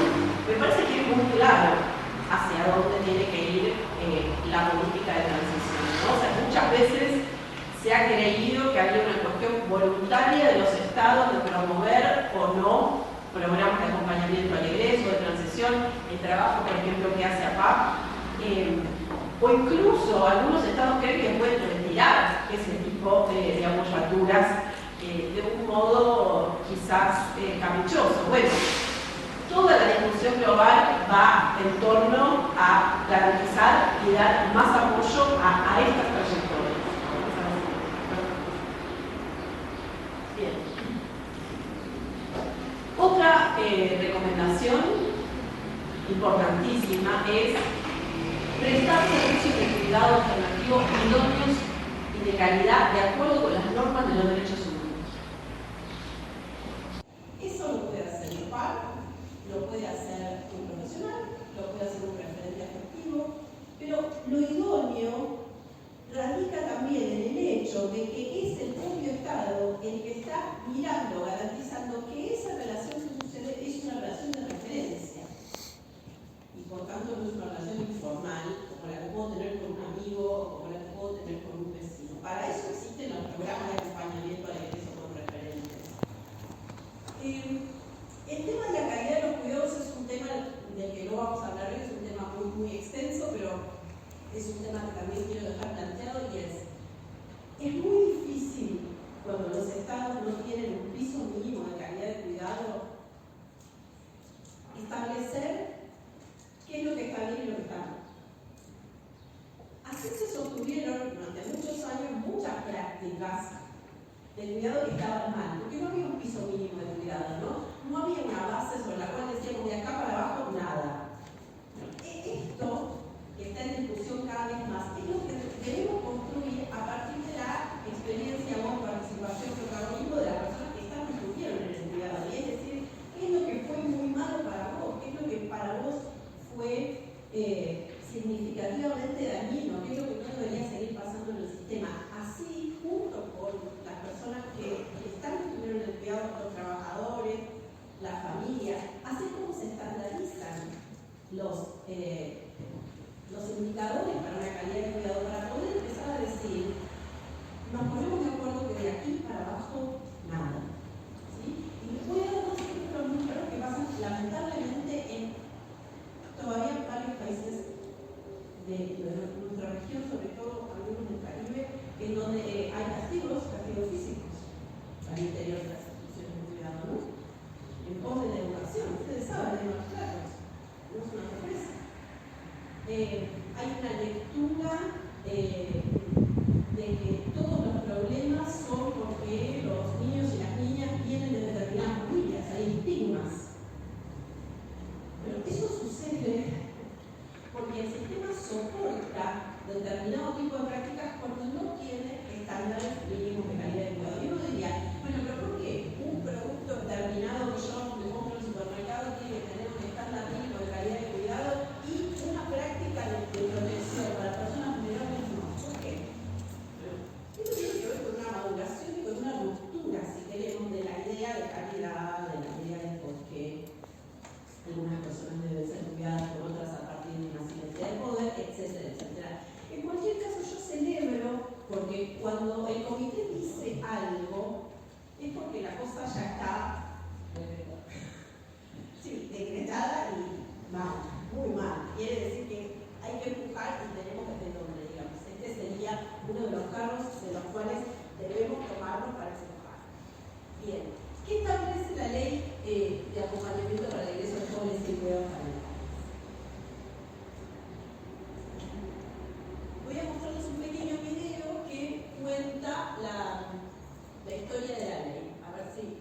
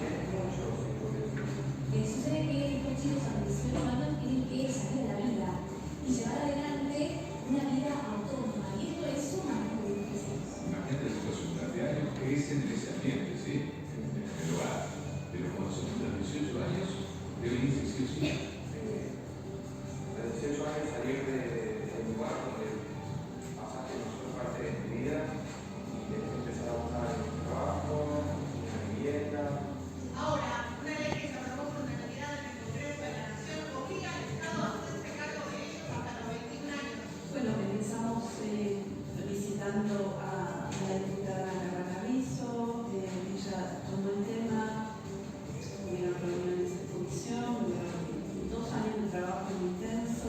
Lo que este programa quiere es dar necesario la posibilidad de construir, es decir, de poder elegir la vida.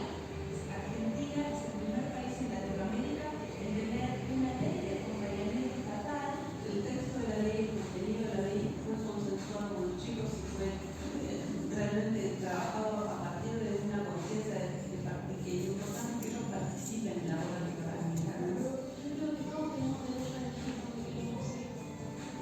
Y eso es un poco lo que habla la ley, ¿no? El hecho de darles esta ayuda económica, darles el tiempo para que sigan estudiando, para que sigamos armando el futuro, ¿no? Y darle el tiempo también para que consigan un trabajo digno. Y lo más importante para mí, no sé si para ustedes, es el hecho de tener un acompañante. En consideración en general, el dictamen de las comisiones de Familia, Mujer, Niñez y Adolescencia y otras recaído en el proyecto de ley por el que se crea el programa de acompañamiento para el egreso de adolescentes y jóvenes sin cuidados parentales.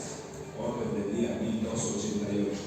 194 votos fueron afirmativos, no hubo votos negativos ni abstenciones.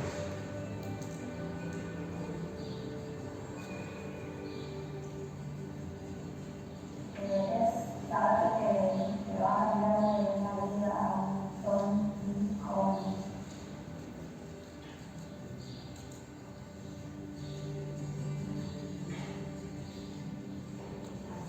Bueno,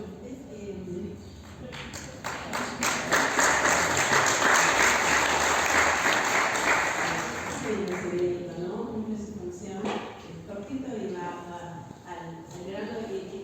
Hay 2 elementos que me gustaría profundizar. El primero es cómo se hizo el texto de la ley, cómo se llegó a que esto era importante para que hubiera una ley. Se llegó por 2 razones. Primero, por preguntarles a los pibes qué necesitaban cuando se iban del hogar. O sea, si necesitaban, cómo era esa ayuda que se soñaba.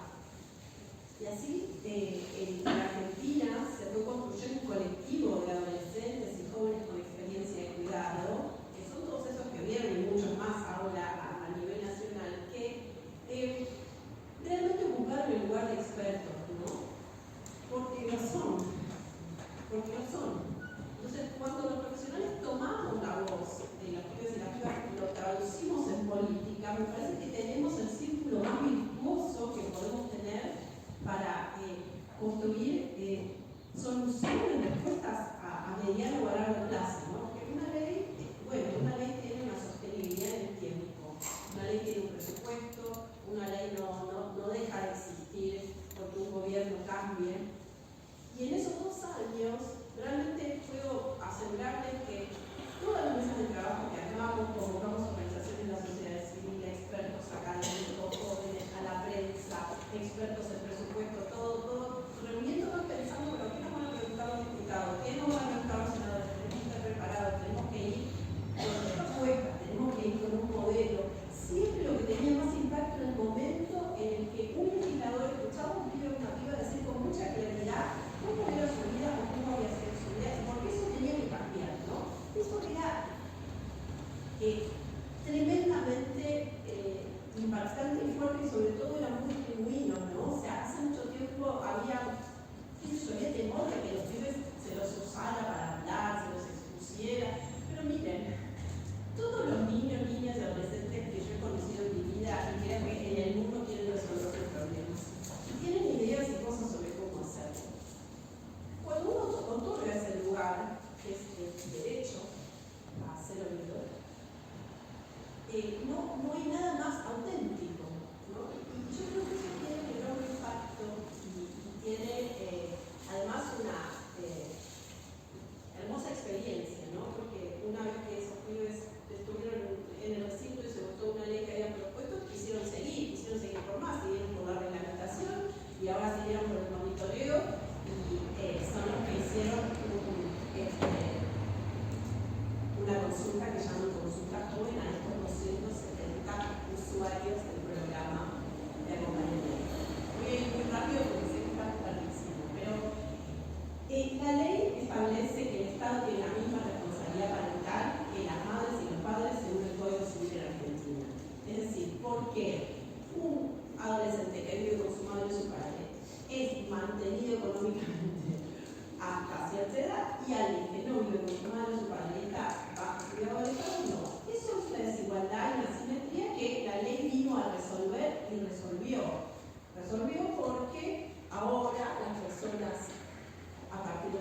18 años y hasta los 21 25 pueden recibir un apoyo económico de un 80% de un salario mínimo, que no es incompatible con que trabajen con otras ayudas del Estado, que no es incompatible con lo que quieran hacer de su vida, que es un derecho otorgado.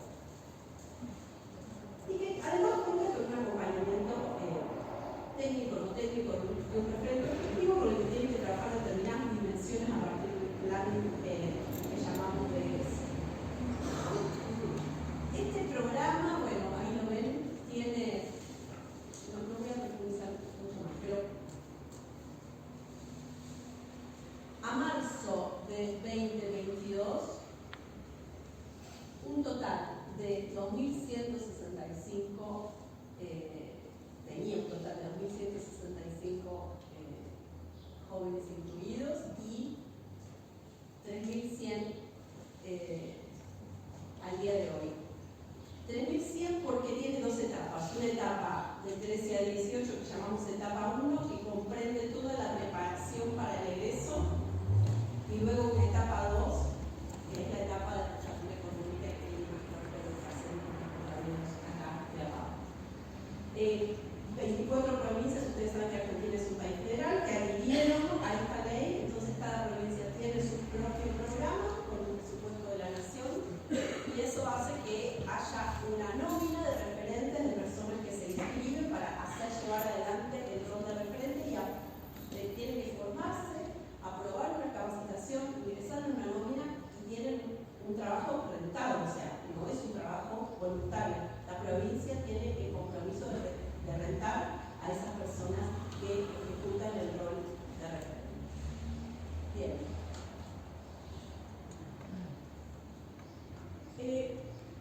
Como decimos, hay que ir a preguntar a las personas que reciben los servicios qué piensan de los servicios y en este caso qué piensan de este programa, ¿no? Y eso es lo que hicimos. Lo hicimos con una metodología entre pares, que es una metodología de investigación que usamos mucho en la red latinoamericana, que el equipo de investigadores está conformado por jóvenes y por profesionales. Entonces, ¿qué respondieron los jóvenes que tienen el programa hoy? Que los referentes que tenían que estar más capacitados, que no entendían muy bien qué hacían los referentes. Eso dijeron.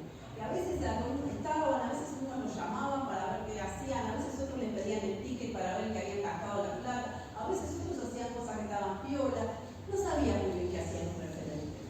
Lo segundo que dijeron era que el acompañamiento tenía que fortalecer las oportunidades de trabajo. Lo tercero era cómo la ley establece que hay mecanismos para, de participación, de mejora de la ley, y que esos mecanismos no se habían todavía creado, formalizados, como son los comités, los consejos consultivos en las provincias. También dijeron que querían más apoyo para acceso a la salud, la educación, el empleo y la vivienda. O sea, que el acompañamiento propusiera una mirada más integral, ¿no? A pesar de que existen las dimensiones, el sentido de los pibes y de las pibas es que por ahí el referente estaba para algo, pero no para otras cosas. Por ahí el referente estaba para ayudarlo a buscar una pieza o una habitación o un departamento, ¿no? Pero no estaba si necesitaba un turno porque estaba con algún tema, por ejemplo, de, no sé, estoy pensando ahora de cosas que me vienen a la cabeza, de ansiedad o situaciones ligadas a la nutrición, ¿no? Como que había todo un acompañamiento muy centrado. Y después hay otro gran problema, que es que la difusión del país es un programa que crea nuevos derechos, crea una nueva política, implica un viraje, un cambio de lógica, de entender que esto no es un programa de protección de medios alternativos clásico como el que estamos acostumbrados a tener.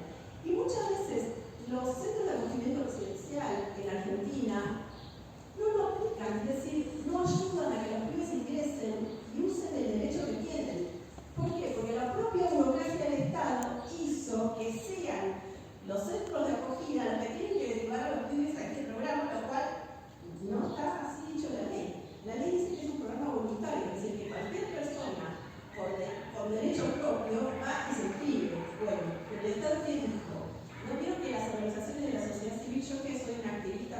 mi idea y voy rapidísimo. Entonces cuando le doy un tema al Estado, estamos en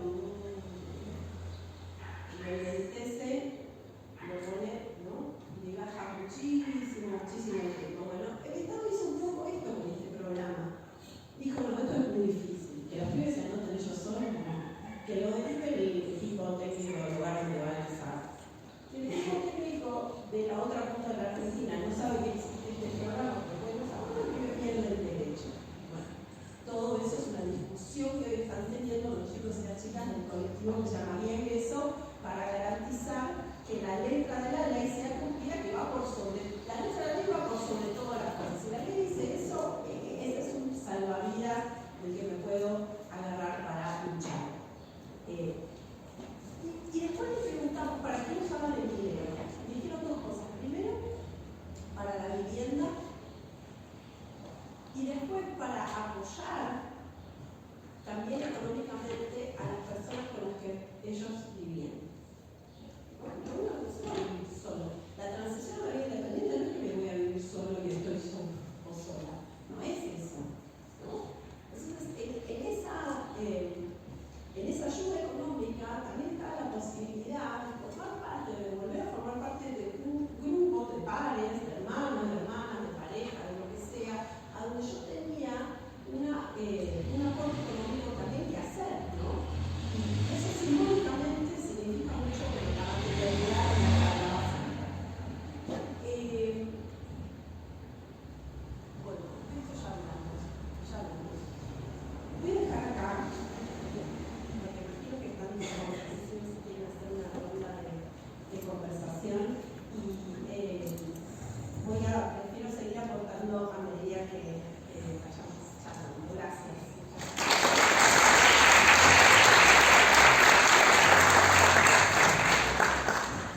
Antes de pasar al intercambio y a las preguntas, ahora los vamos a invitar a ver un video que será más linda seguramente.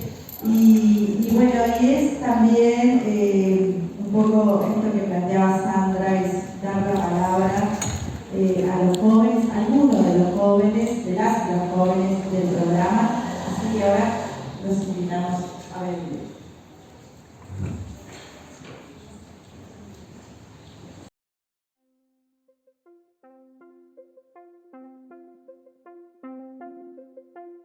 Sí. ¿La P? Protagonismo, apoyo. Esa es la última P. Apoyo al progreso. Proceso. Al proceso, más o menos. Apoyo al proceso de autonomía. Sí. Eso que dije al principio. Y protagonista. Y protagonista. Ahí va. Ahora sí. ¿Y qué te parece que puede ser protagonista de tu proceso? O sea, que ustedes me vayan acompañando y que yo vaya como viendo qué es lo que quiero hacer. Claro. Dentro de lo que se puede.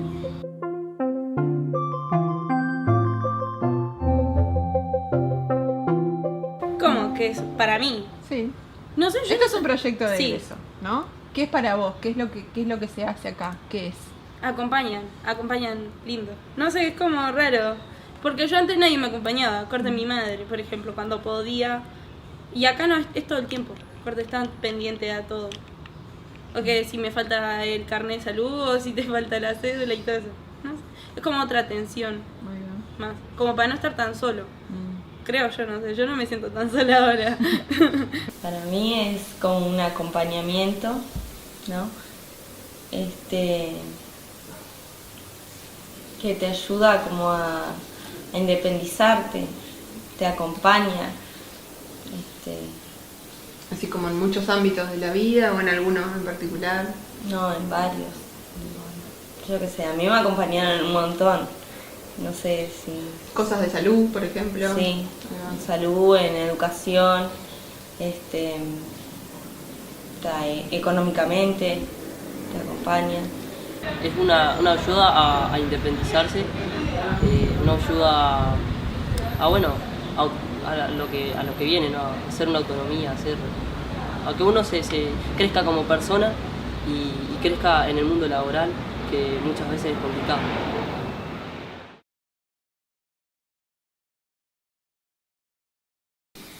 ¿Te parece que ha sido importante el vínculo que se genera con los referentes educativos que a cada uno le tocan? Sí, Sí, es re importante. Para mí el vínculo con Vale, para mí sos como una segunda madre, porque siempre que me pasa algo, te llamo a vos. No. Y estás ahí, porque en el accidente, no sé, lo que pasó con el papá de Sio, si tengo que ir a la calle por cualquier cosa, yo te llamo y vos estás ahí. Y en cualquier horario, en cualquier momento, es como, sí. Bueno, fueron tres referentes que tuve y siempre con un cariño especial, con muchas ganas, con muchísima paciencia también, ¿no? Que eso realmente se valora, aunque es difícil. A mí, en mi caso, es muy difícil yo reconocer las cosas porque me cuesta, pero realmente la paciencia es una de las cosas que creo que bueno, que es verdad. Que sí, que una virtud que es muy, que no pocas personas pueden presumir de ella, y bueno, creo que vos y los otros dos referentes también. ¿Quiénes fueron? Guillermo y Rodrigo. Rodrigo fue mi primer referente. Y nada, y apareció ella y yo había empezado con ataques de pánico y nada, y también por vergüenza, por H o por B, tampoco se lo contaba a nadie y nada, y ella sola se dio cuenta de que yo estaba mal y me ayudó y me sacó del pozo, me mostró otras cosas cuando yo no quería ver nada y nada, si no fuera por ella, de verdad yo no sé si estaría acá hablando, porque me había hundido mucho y ella me ayudó a salir.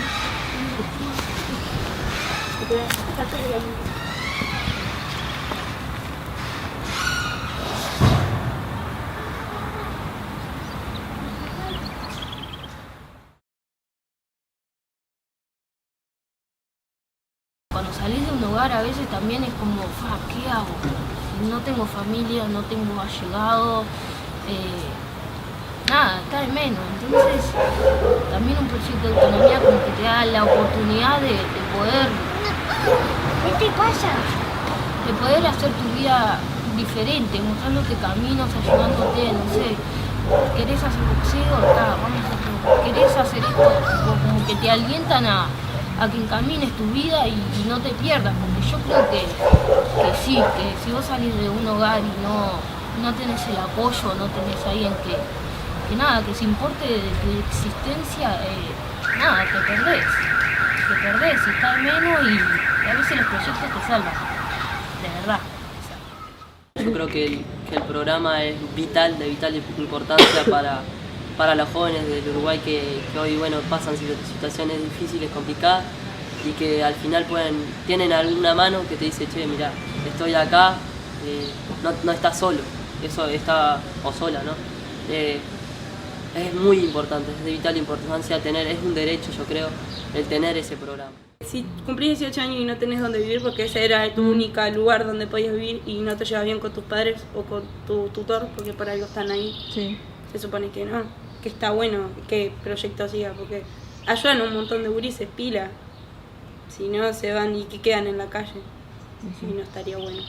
Es un proceso difícil, quieras o no, es una etapa que decís, ya sos adulto, pero en realidad está encontrarte solo, sí, es un acompañamiento, quieras o no, que tenés un apoyo, contás con alguien que si precisás están constantemente y estaría bueno que sea un derecho para todos.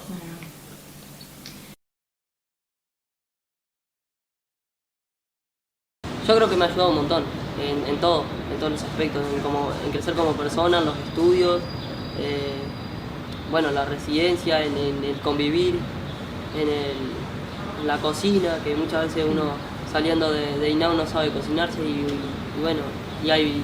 yo estuve en un curso hace como un año en la PAP, donde hacían un curso de cocina, y la verdad que me ayudó mucho el programa. ¿Qué cocinabas? En realidad cocinábamos diferentes cosas. Una vez cocinamos una tarta de espinaca. Qué buena. Sí. Y son cosas que uno se le complican porque muchas veces, si no fuera por el programa, no tenés las herramientas. Cuando entré, la verdad, era como súper reservada, no confiaba en casi nadie, no sé, era muy que me mandaba cada tras otra. Y nada, y hablando con mi referente como que estaba, me tuve que poner, no sé, así. Pero nada, como que me hizo ver muchas cosas que yo tenía que estaban mal y que no me estaban aportando nada. Y también, no sé, poder descubrir otras cosas, por ejemplo el arte, que yo lo hacía, pero acá no, lo hacía como un hobby, no como una profesión, o no le daba la importancia que era, y nada, también me lo hicieron ver. Desde el principio papá me dio una mano en todo, en hacer los documentos, bueno, yo creo que aceleró mucho el proceso de laboral, que es 24 horas, me ayudó un montón en eso, porque yo hace 3 años estaba esperando la beca de UTE, que al final salió, y nada, yo no sabía cómo encararlo. Y papá me ayudó mucho al no ponerme nervioso, a ir a la entrevista bien prolijo, bueno, a informarme de cómo se hace una entrevista, ¿no? Y me ha ayudado en el estudio. Y bueno, una de mis metas era tener trabajo antes de salir de APAP, y creo que lo logré, y lo logramos en realidad, porque siento que siempre va a ser una ayuda para mí, para los demás jóvenes.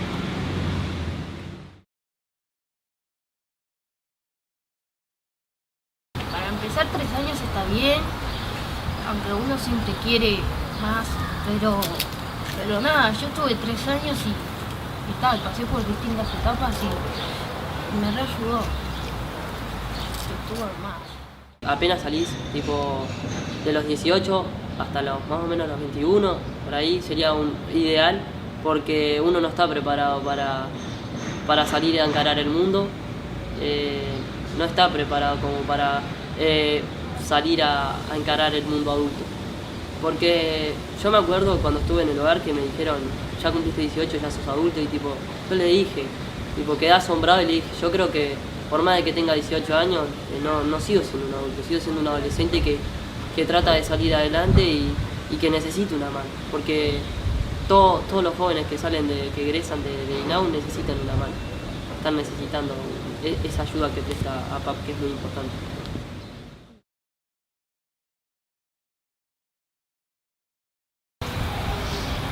Sería re difícil. No sé si hubiese terminado el liceo, si hubiese, no sé, encarado a buscar un trabajo, a formalizarme, a tener mi casa. No sé si me hubiese animado a tanto. No creo. Y no sé, me veía haciendo nada, estaría en mi casa, como estudiando, sí, porque mi madre con eso era re exigente. Pero nada, me veía la misma, como así. No sé, siento que antes estaba muy como triste, así, primero. Ahora siento que como puedo hacer las cosas yo, con ayuda de ustedes, es como más, me siento muy como autónoma, no sé cómo es que se dice. Está bien. Bueno, sí. No sé. Está bien. Se siente lindo.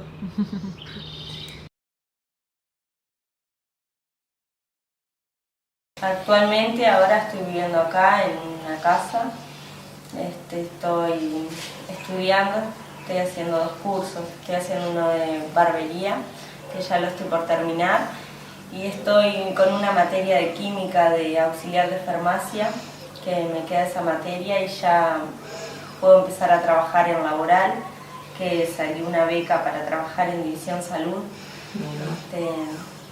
como auxiliar de farmacia. Bueno, generalmente me levanto 6:30, desayuno, voy a la auto y luego voy al trabajo, que hago 4 horas, ya que estoy en el programa yo estoy trabajo, y después me vengo para mi casa, para acá. ¿En qué trabajas? En el Ministerio de Industria. Me animé, hice 2 años de Bellas Artes, después vino la pandemia y me cambié a Derecho porque sentía que era lo que me llamaba también. Por ahora terminar turismo y el año que viene ingresar a la Facultad de Arquitectura y hacer diseño industrial textil. Estoy viviendo sola con mi hija en una casa, gracias al programa, ¿no? Mi hija está yendo a un jardín, que también una beca BIS que se consiguió también gracias al acompañamiento, al proyecto. y hemos logrado un montón de cosas, superar un montón de cosas, por el acompañamiento, porque sí, he salido de un montón de lugares difíciles y he superado un montón de etapas que miro hacia atrás y me miro ahora y digo, fue un reacompañamiento para mí, tipo yo no sé qué hubiera hecho sin el programa, sí.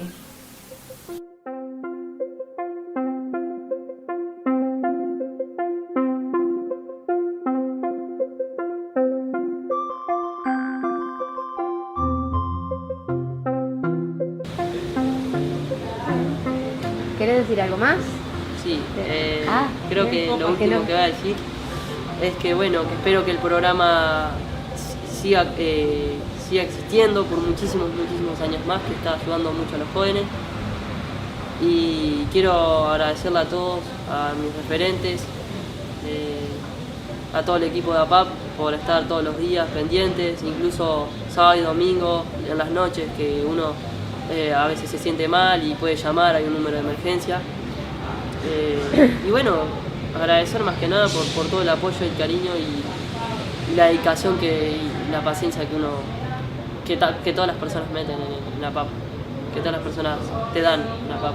Y también cuando ingresé también sentí un cariño y un apoyo moral muy lindo también, que bueno, es lo más cercano a una familia. Ay. Corte. Sí, listo, yo creo que ya está. Gracias. No, por favor.